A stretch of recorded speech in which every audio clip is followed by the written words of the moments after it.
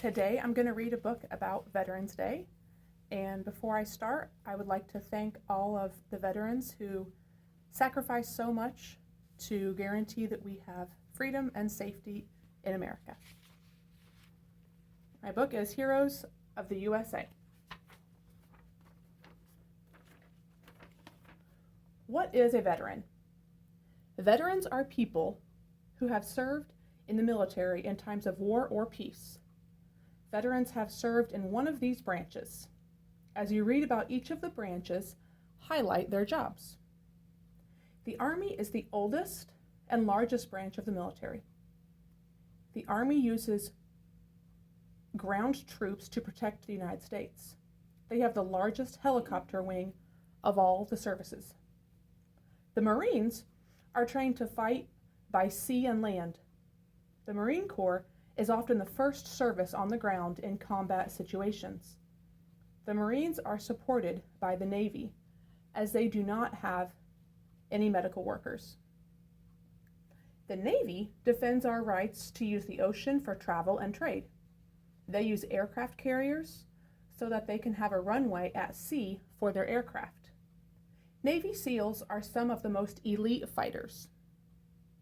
The Air Force protects America in the air, space, and cyberspace. They operate aircraft and helicopters. The Air Force provides air support during ground missions. The Coast Guard protects America's coasts and waterways and deploys with the Navy during war. During times of peace, they deal with boat safety, sea rescues, and illegal immigration by sea. Why do we celebrate Veterans Day? World War I was a huge war in the early 1900s. Over 65 million men in more than 8 nations fought in this war. World War I ended on November 11th, 1918. This day was called Armistice Day. Armistice is an agreement made by opposing sides in a war to stop fighting. It was a celebration of the war to end all wars. But in 1921, an unknown soldier from World War I was buried in Arlington National Cemetery in Virginia. The tomb of the unknown soldier became a place to show respect and thanks for Americans' veterans. A red poppy became a symbol of World War I because these red flowers bloomed on the worst battlefields during the war. Their color became a symbol of the blood spilled in the war.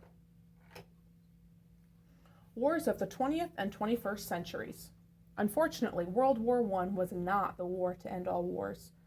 Soldiers have continued to fight for our freedom. Which was the longest war?